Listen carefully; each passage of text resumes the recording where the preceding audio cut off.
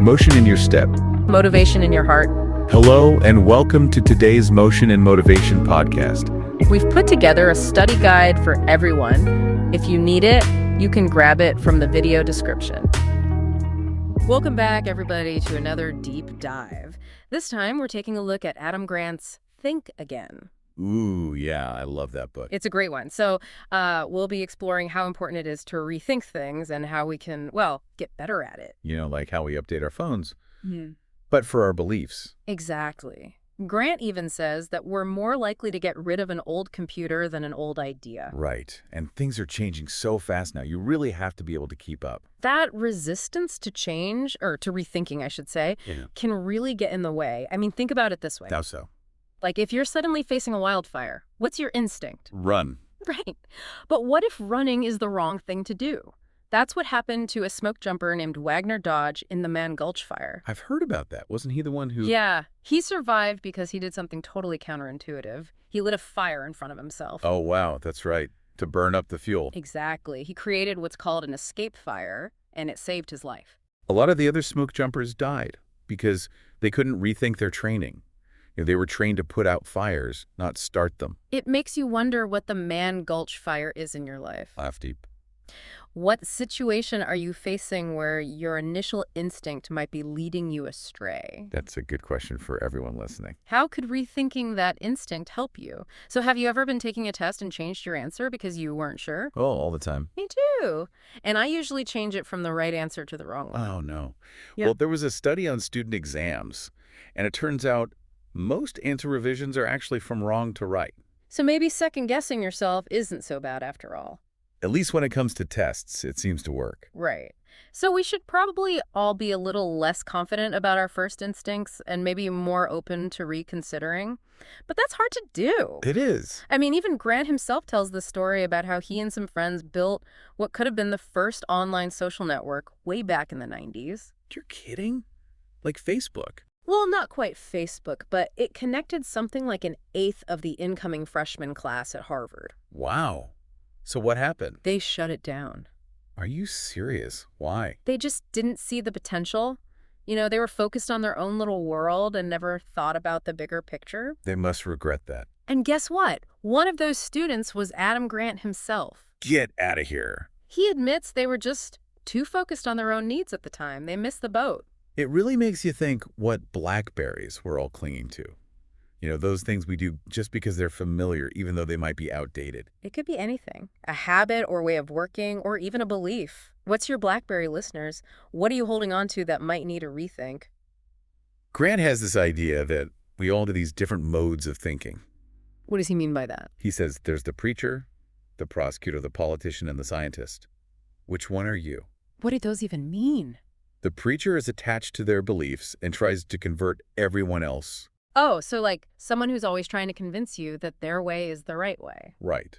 And the prosecutor is focused on winning arguments, not on finding the truth. The politician is always trying to please the crowd and get votes. And the scientist is the one who is actually interested in testing their ideas and seeing if they hold up. Okay, I see. So those first three make it hard to rethink things because you're not really open to new information. Exactly. So the scientist mode is really the key to being able to rethink. It's about being curious and open to new evidence. So instead of clinging to our beliefs, we should approach them with more of a scientific mind, like a hypothesis to be tested. Right. Always testing and refining your understanding. But it's not easy. I mean, we all have blind spots. You know, it's funny. There's actually a condition called Anton syndrome, where someone is mentally blind, but they don't realize it. They actually think they can see. Oh, wow. That's wild. They'll bump into things, but insist they see fine. So what does that have to do with rethinking? Well, we might not have brain damage, but we all have those areas where our thinking isn't as clear as we think it is. Yeah, because we're blinded by what we already believe. Exactly. So how do we avoid that? By slowing down and maybe embracing a little uncertainty. I wouldn't have thought of that. It turns out that entrepreneurs who think like scientists, who are open to being wrong, are actually more successful. They're able to adapt and pivot when things change. Huh. That goes against everything we think about entrepreneurs. Right. You think they have to be super confident and decisive. but maybe it's better to be a little unsure sometimes. It's like that Mike Lazaridis, the founder of BlackBerry. He was such a smart engineer, but he became too attached to his product. He didn't adapt to the iPhone. And we all know what happened to BlackBerry. So think about it. What are your BlackBerries? What are you holding on to, even when things are telling you it's time to move on? I think that's a question we should all be asking ourselves. Definitely. And the first step is admitting you might be wrong. Which is so hard to do. There was this study on managers and how they rated their companies. The managers who were the least competent were also the most confident. It's the Dunning-Kruger effect. Exactly. The less you know, the more certain you are. Grant tells this great story about an entrepreneur who wanted to fix education but didn't know anything about education systems, and yet he was totally sure he had all the answers. It's like, come on. Confidence can be a good thing, but only if it's based on knowledge and experience. So maybe we should embrace a little doubt and even imposter syndrome. The imposter syndrome, that feeling that you're a fraud. Yeah, the thing we all try to avoid. You're saying that can be a good thing. Sometimes. It can motivate you to work harder and seek help. Think about Hala Tomasdottir. She ran for president of Iceland. A month before the election, she was polling at just 1%. 1%? That's pretty bad. And she ended up in the final four. She says it was her imposter syndrome that pushed her to work so hard. So instead of letting it hold her back, she used it as fuel. It's not just about motivation either. Imposter syndrome can also make you more curious and open to learning. Because you don't assume you know everything already. Exactly. So next time you're feeling like an imposter, try to reframe it. See it as a potential strength. That's a good point. It's about turning that insecurity into something positive. It's about embracing the discomfort of not knowing and using that to push yourself to grow. Grant also talks about this idea of an inner dictator. What's that? It's basically your ego, the part of you that wants to protect your self-image. How does it do that? By telling you comforting lies and shielding you from information that might challenge your beliefs. Oh, I get it. It's like censorship, but inside your own head. Yeah. Like that time someone told me I had no sense of humor, I was so offended. Because in my mind, I'm hilarious. Classic inner dictator behavior. It makes you blind to your own shortcomings. And makes it hard to rethink things because you're so attached to your own ideas. Yeah. But as we've been talking about, being wrong can be a good thing. Even Nobel Prize winners like Daniel Kahneman talk about how important it is to be wrong. As you learn. Grant interviews this guy, Jean-Pierre Bugams, who is a super forecaster, which means he's really good at predicting the future. What's so special about him? He says he actually enjoys being wrong. How is that possible? Because it means he's learned something new. He's constantly updating his beliefs based on new information. And there's another one, Kirsten Morel, who is so good at rethinking that she sees all of her opinions as tentative. Like they're always subject to change depending on the facts. Wow. That's impressive. And you know what? Studies show that being willing to admit you're wrong actually makes you look more competent. Really? I would have thought the opposite. I know. But people respect honesty and humility. Grant tells this story about an astrophysicist, Andrew Lyne, who received a standing ovation after publicly admitting he had made a major error in his research. You don't see that every day. It shows that he's more committed to the truth than to protecting his own ego. And that's what rethinking is all about. So listeners, think about those times when you changed your mind. Celebrate them. They're signs that you're growing. Rethinking isn't about being perfect. It's about being open to change. And a big part of that is choosing the right people to help us think again. That's what we'll be talking about next time. It's about having those people who challenge your thinking. That's what Grant calls task conflict. It's about debating the ideas, not the person. Right. But how do you make sure those debates stay productive and don't get personal? That's always my worry. It's a good question. It's easy to get carried away. Especially if it's something you really care about. Oh, yeah. Grant even tells a story about how he was debating a friend about the importance of cognitive skills versus emotional intelligence, and he kind of went overboard with the logic. Like he was trying to bully her with facts. Basically. And it totally backfired. She just shut down completely. So even though his arguments might have been valid, he didn't get anywhere. Because he didn't consider her feelings. Exactly. It became about winning instead of understanding. Okay, so how do you avoid that? Grant talks about this guy Neil Rackham, who studied expert negotiators. And the really good ones ask a lot of questions. They actually listen to the other person and try to see things from their point of view. So it's more about collaboration than competition. Right. Grant even compares a good debate to a dance, not a war. You have to find a rhythm with the other person, even if you're not always in sync. That's a great analogy. It takes the pressure off, right? Definitely. There's actually this experiment where they programmed a computer to debate a human about preschool subsidies. The computer had all this data and could analyze arguments and counter-arguments. So the computer should have won, right? You'd think so, but it lost. The human, a world champion debater named Harish Natarajan, was just too good. Wait, the computer lost to a human. Yeah, the computer was all logic, but Harish brought this emotional intelligence to the debate. He was able to connect with the audience on a human level, even when they disagreed with him. It's like they say, people might not remember what you said, but they'll remember how you made them feel. Right. If you want to persuade someone, you have to appeal to their emotions as well as their logic. Grant tells this story about a woman named Michelle who got a job by doing something really unexpected in her interview. She asked the interviewers about times when they had been wrong. Wow, that's bold. Most people try to hide their flaws in a job interview. Right. But her questions showed that she was genuinely curious and willing to learn from others. And the interviewers loved it. It makes you think.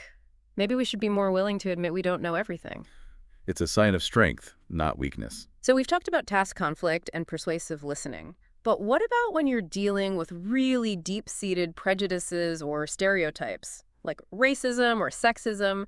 How do you encourage people to rethink those kinds of beliefs? That's a tough one. Grant uses the rivalry between the Yankees and the Red Sox as an example. These are groups that really hate each other. Yeah. It's hard to imagine a Yankees fan suddenly becoming a Red Sox fan or vice versa. Right. At first, Grant tried to get them to rethink their views by focusing on their shared identity as baseball fans. Yeah. But that didn't really work. Why not? Because even though they both love baseball, they still hate the other team. So what did he do?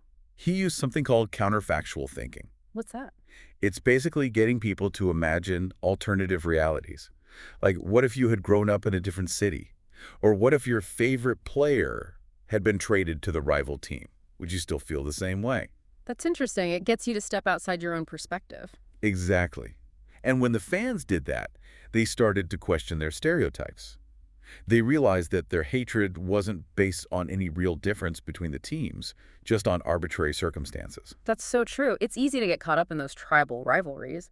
But when you step back, you realize it's all kind of silly. It's about realizing that your beliefs are shaped by your experiences, and those experiences are often random and out of your control.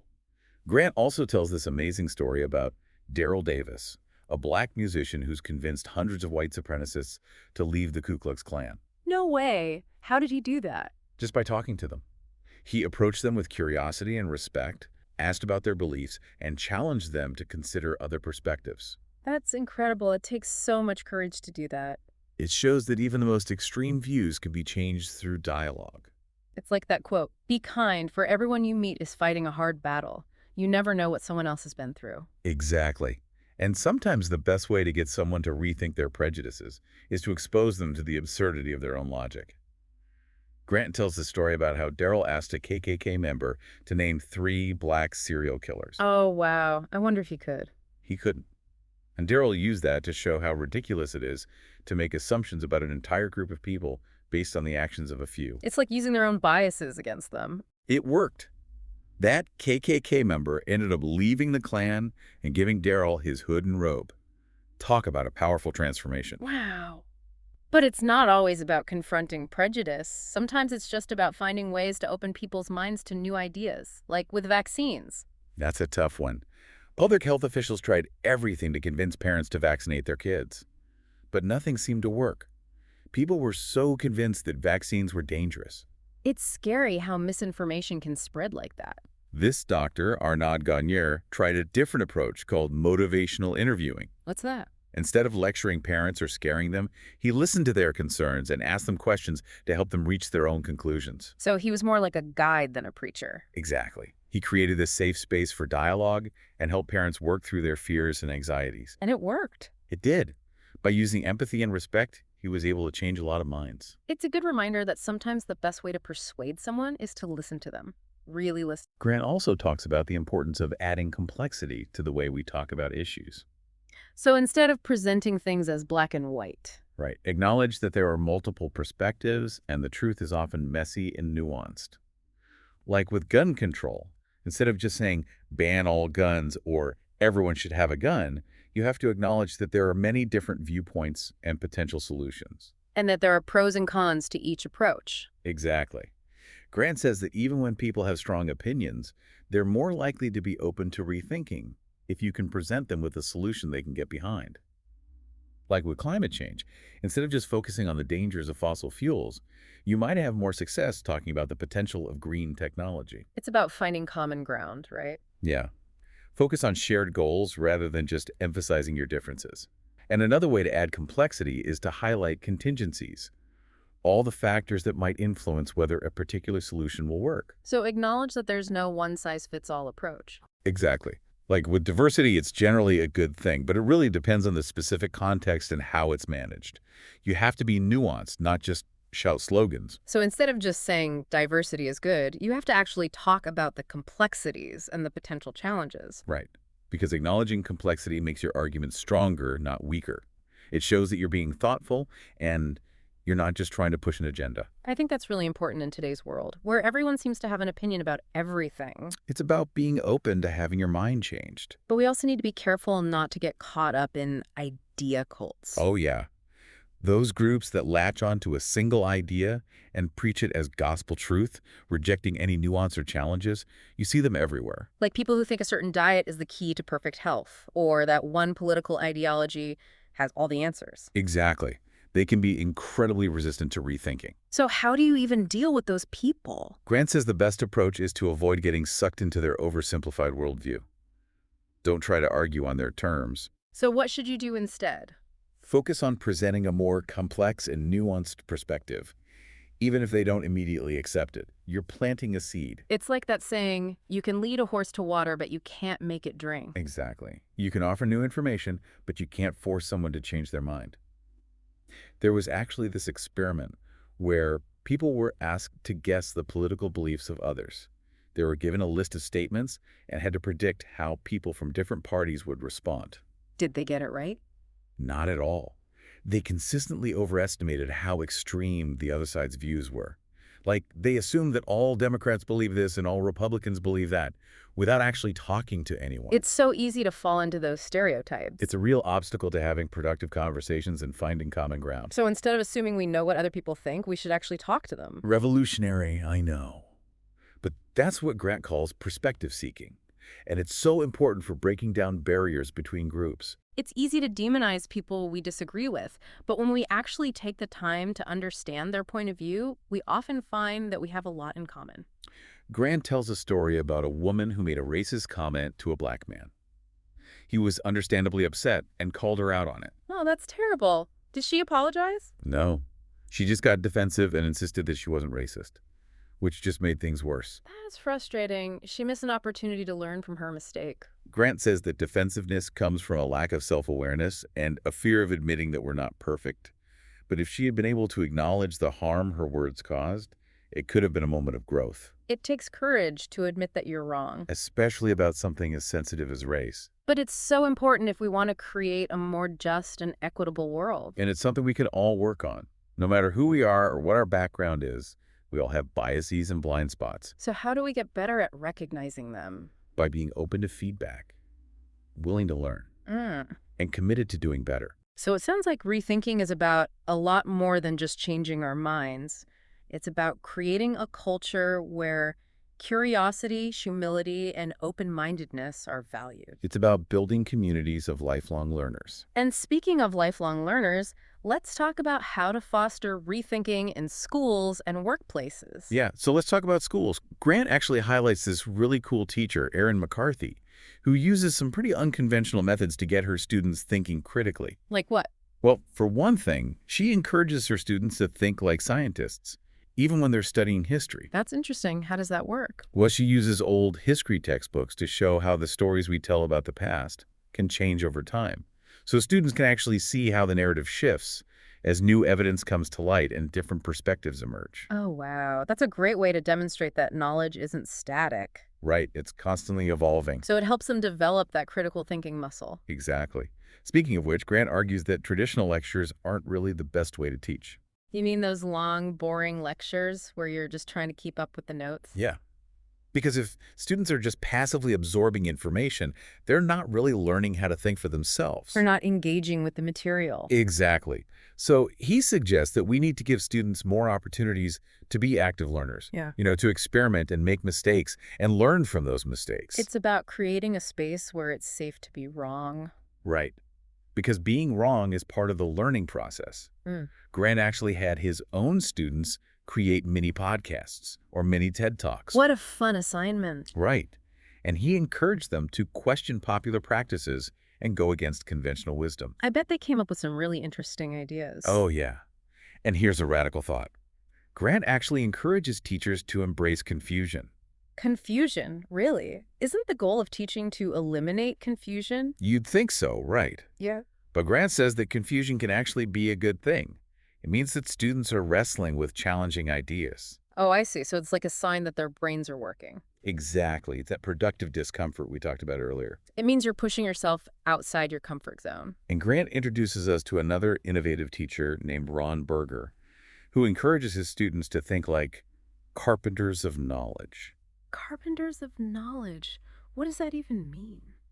It means approaching learning as an iterative process, constantly building and refining and revising your understanding. Oh, I like that. It's a very hands-on approach. Right. And Ron emphasizes the importance of feedback and critique in this process. So it's not just about getting a grade. It's about getting valuable input from your peers and using that to improve your work. That makes a lot of sense. So he does things like gallery critiques, where students display their work and offer each other feedback, and in-depth critiques, where the whole class focuses on one student's work. It sounds like a really collaborative learning environment. It is. It's about moving away from that individualistic model of education. Okay, so let's talk about the workplace. Grant takes us inside NASA to explore the importance of psychological safety. Which is basically the feeling that you can speak up and share your ideas and admit mistakes without being punished or humiliated. So it's about feeling safe to take risks. Exactly. And Grant says that's essential for rethinking, especially in high-stakes environments like NASA, where mistakes can have really serious consequences. Like the Challenger and Columbia shuttle disasters. Right. Because if people are afraid to speak up, it can lead to disaster. So how do you create that kind of environment? Grant talks about the importance of leaders who encourage questioning and open communication, like Ellen Ochoa, the first Hispanic woman in space, who became director of the Johnson Space Center and worked hard to create a more open culture. It's inspiring to hear stories like that. And sometimes it can be as simple as asking the question, how do you know? That's such a basic question. But it can be really powerful because it encourages people to think critically about their beliefs without feeling attacked. It's like a gentle invitation to rethink. We should be asking ourselves that question all the time. How do I know about our own beliefs and decisions? It's about challenging our assumptions. So to wrap up this deep dive, we've learned that rethinking is about cultivating curiosity, humility, and a willingness to be wrong. It's about creating environments where people feel safe to speak up and share their ideas. And it's about constantly challenging ourselves and each other to think again. And as always, we encourage you to continue this conversation. What are your blackberries? What are you holding on to that might be outdated?